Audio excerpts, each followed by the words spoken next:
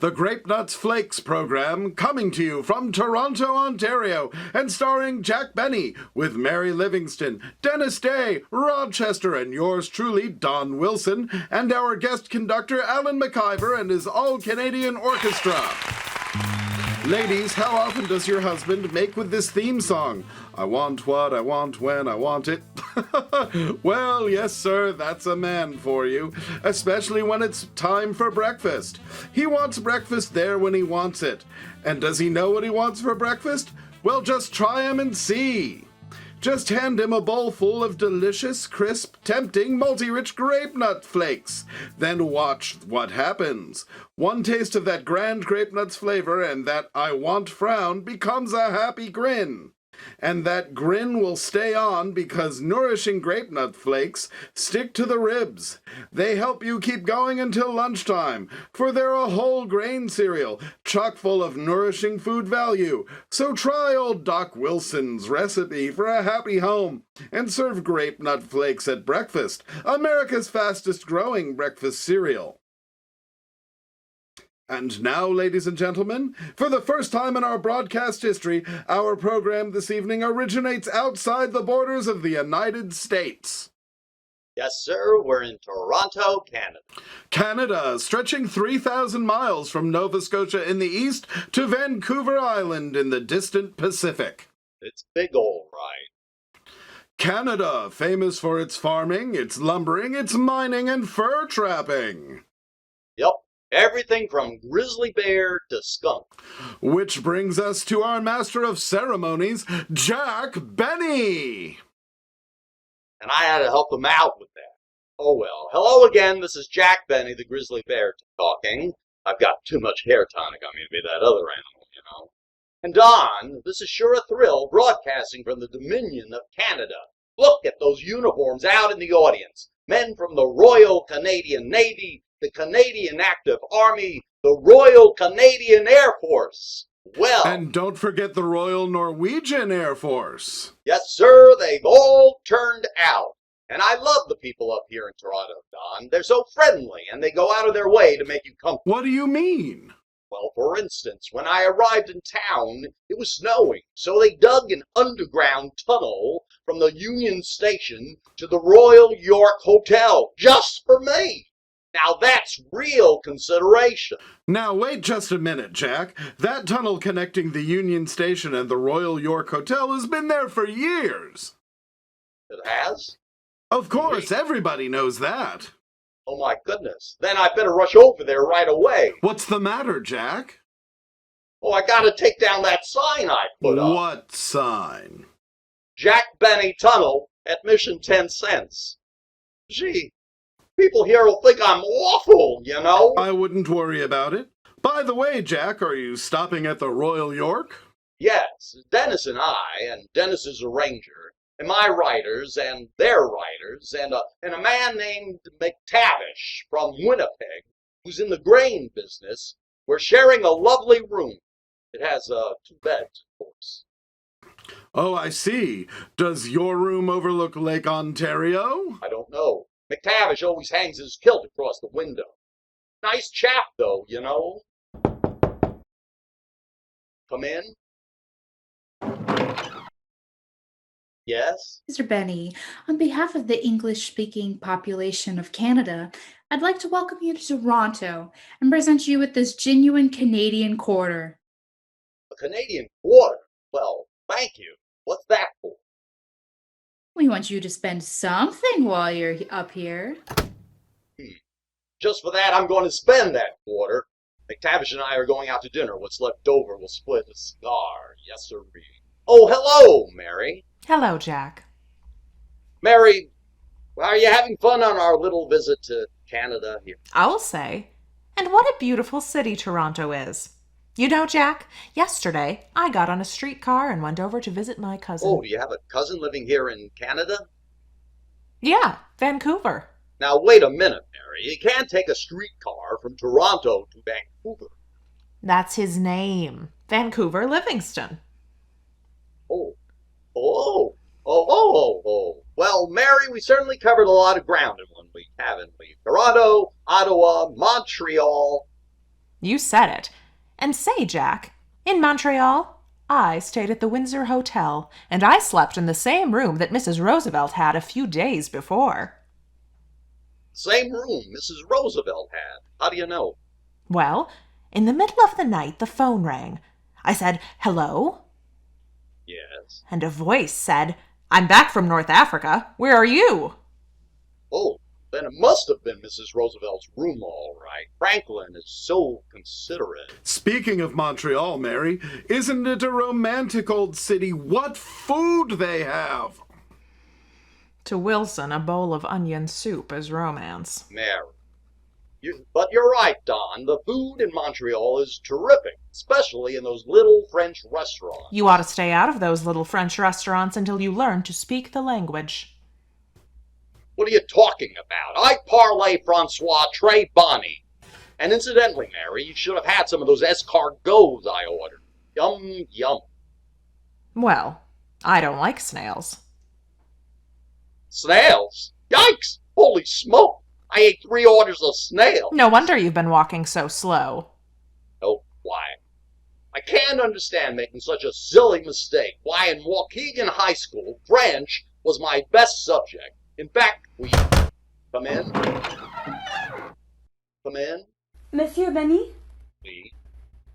au nom de la population canadienne-française du Canada, je désire vous souhaiter un cordial bienvenue à notre beau pays. Oui, oui. Oui? What's she saying, Jack? Well, nothing about snails has come up. That I know. Proceedez-vous, Madame Musil. Proceedez-vous. Nous pensons que vos remarques sont vraiment drôles. Oh, oui, oui. Continuez! Continuez!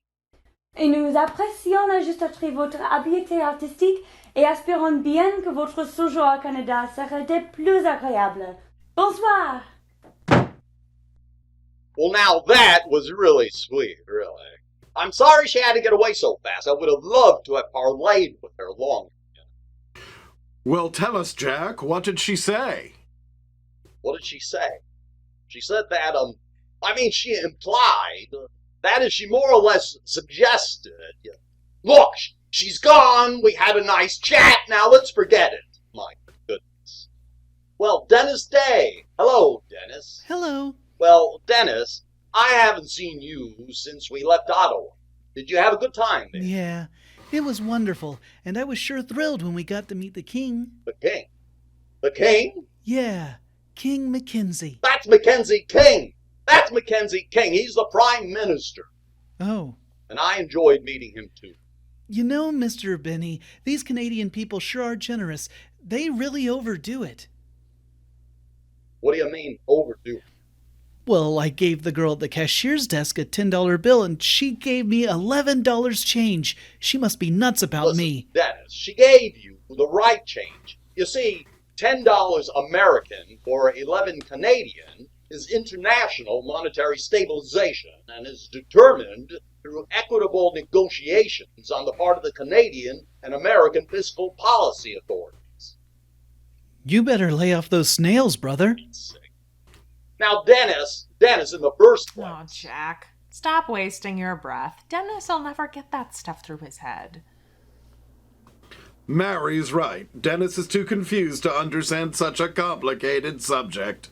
Now, wait a minute.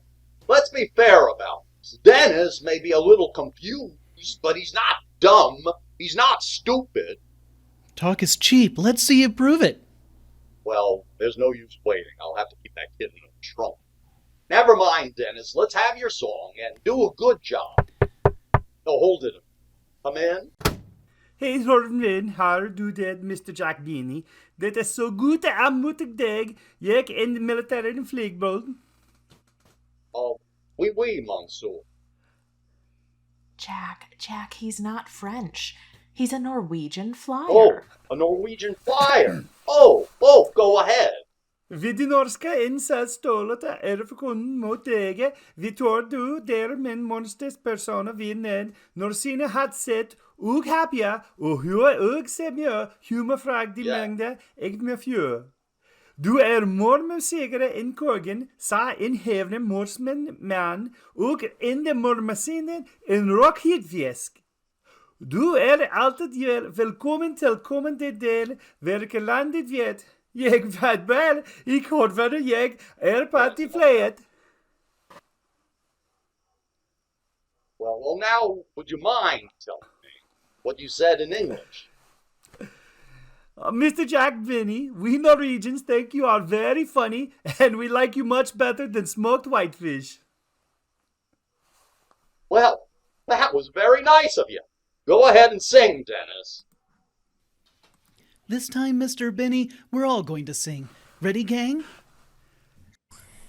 Happy birthday to you.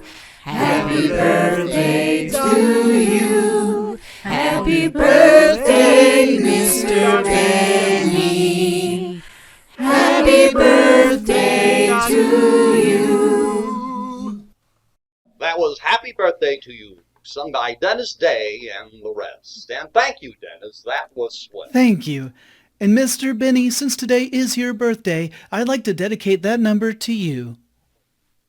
That's right, Jack. Happy birthday. Many happy returns of the day, old boy. Well, thank you. Thank you. Thanks, everybody.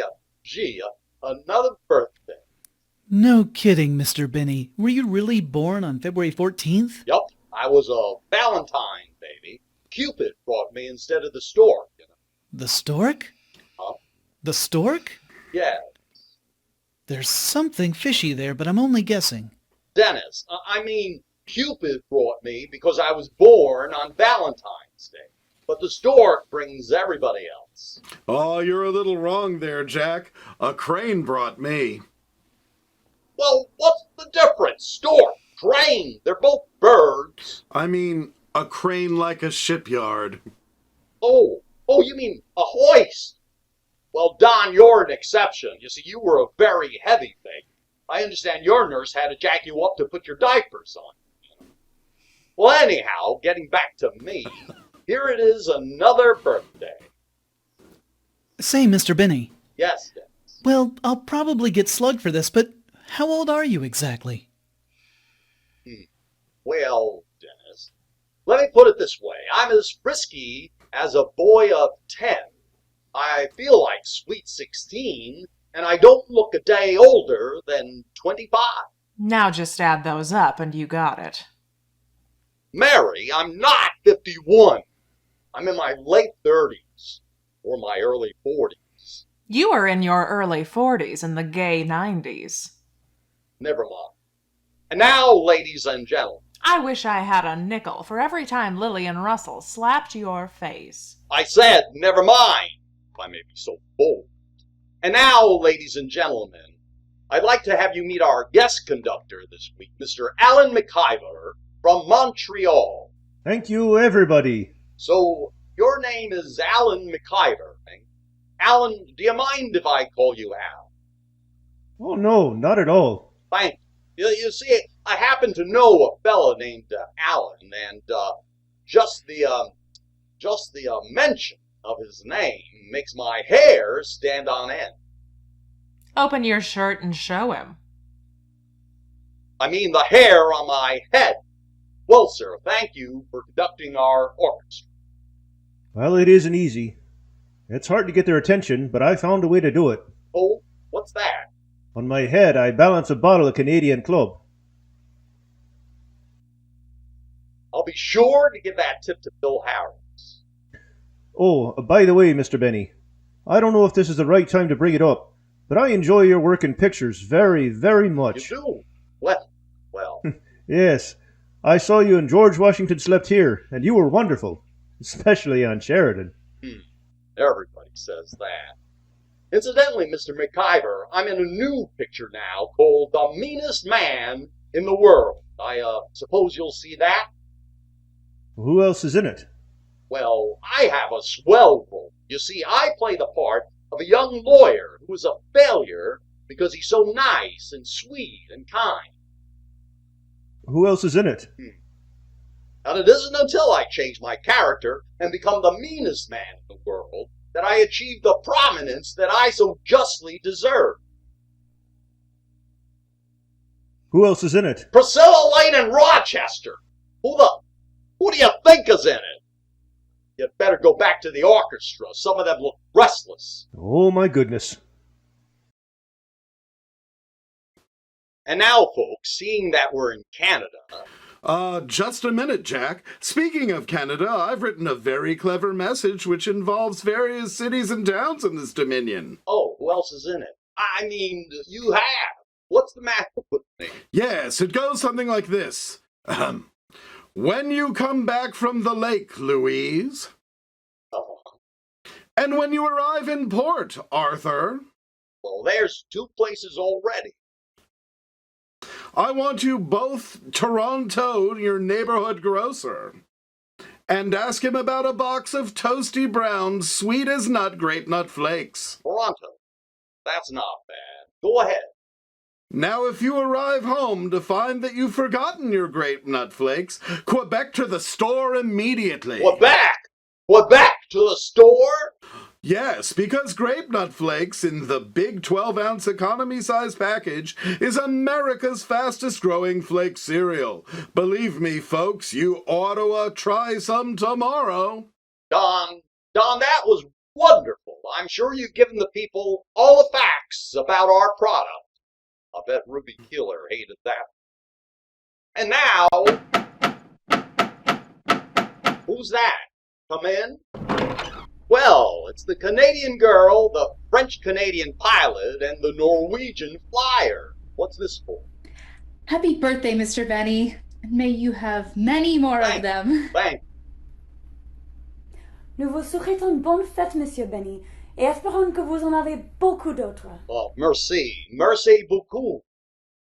Folka in Norge ønsker deg en veldig lykkelig ung, velständig bursdag med mange fan av Manga tack. Gee, a birthday in 3 languages. Ain't I something? And now, ladies and gentlemen, since we are in the Dominion of Canada, for our special attraction this evening, Mary Livingston will read a poem. Mary Livingston will read a poem. Nothing doing, Mary. The poem is out. You let me read my poem, or I'll tell everybody that you think the tunnel from the Union Station to the hotel was dug especially for you. They know that already. Then I'll tell them that you're charging a dime to walk through They it. know that, too. Do they know you're letting people go through piggyback for 15 cents? No. But that's an idea. Mary, how'd you go through all that without flipping the line? I don't time a mistake every make. And your car's up on the grass reek. I know you're very good. All right, let's have your poem. What's the title of it, eh? Here's to Canada. Its Army, Navy, Merchant Marine, Ferry Command, and the FIMTA. The FIMTA. What's that? The fellow I met this afternoon. Oh. Well, go ahead. Here's to the land of the maple leaf, our neighbor good and true.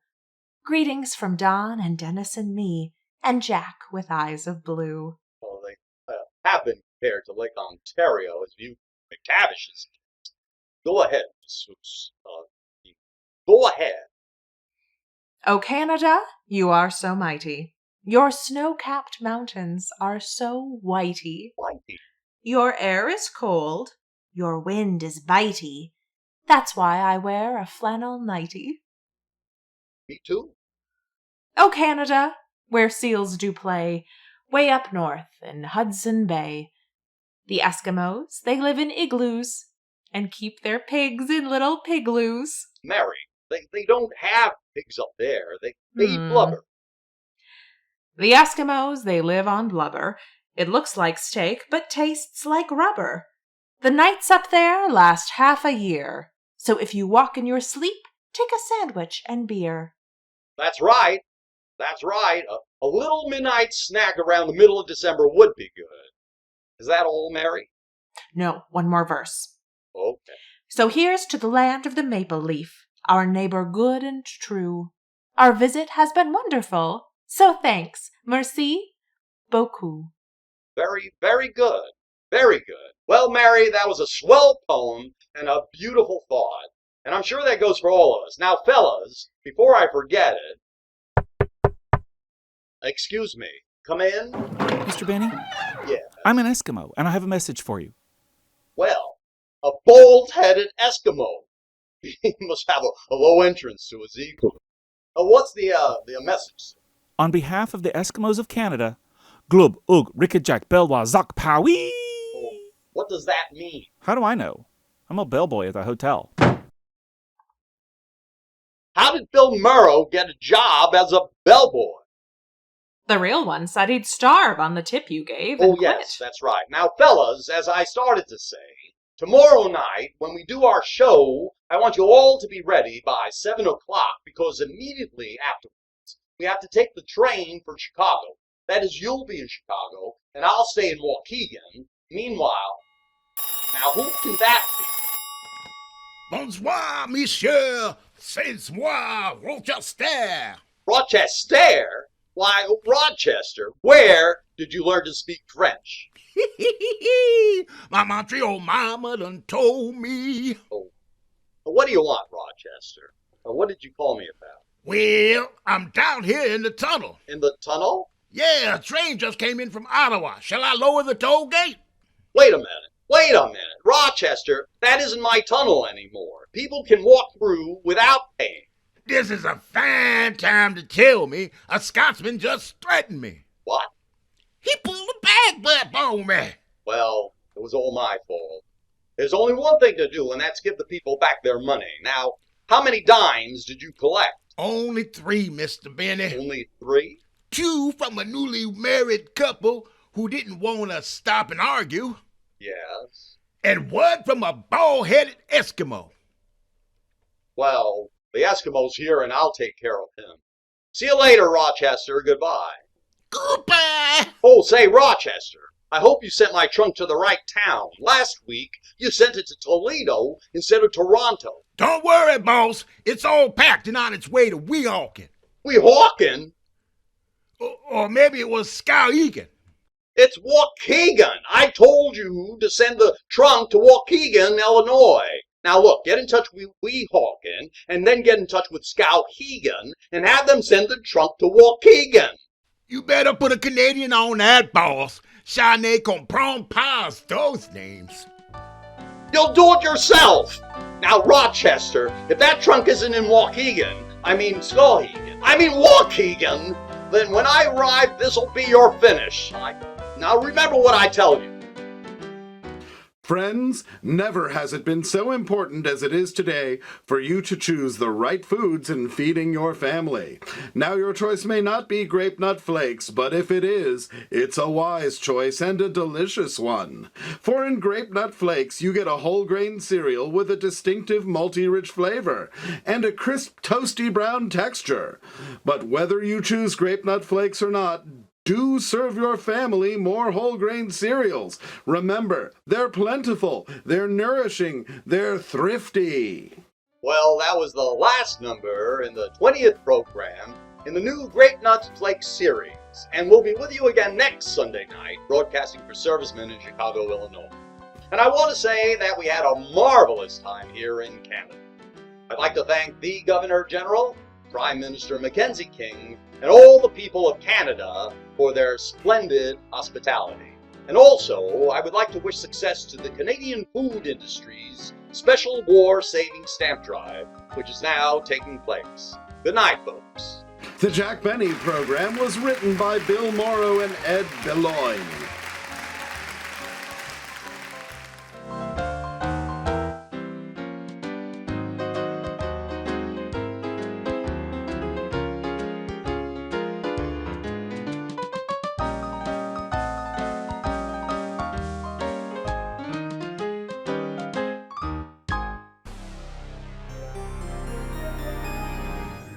Please visit our website at www.artc.org for more information, to see our schedules of live performances, to buy our studio productions, and to make donations. The Atlanta Radio Theater Company is a non-profit charitable organization, so all donations are tax deductible, and we thrive on the kindness of fans just like you.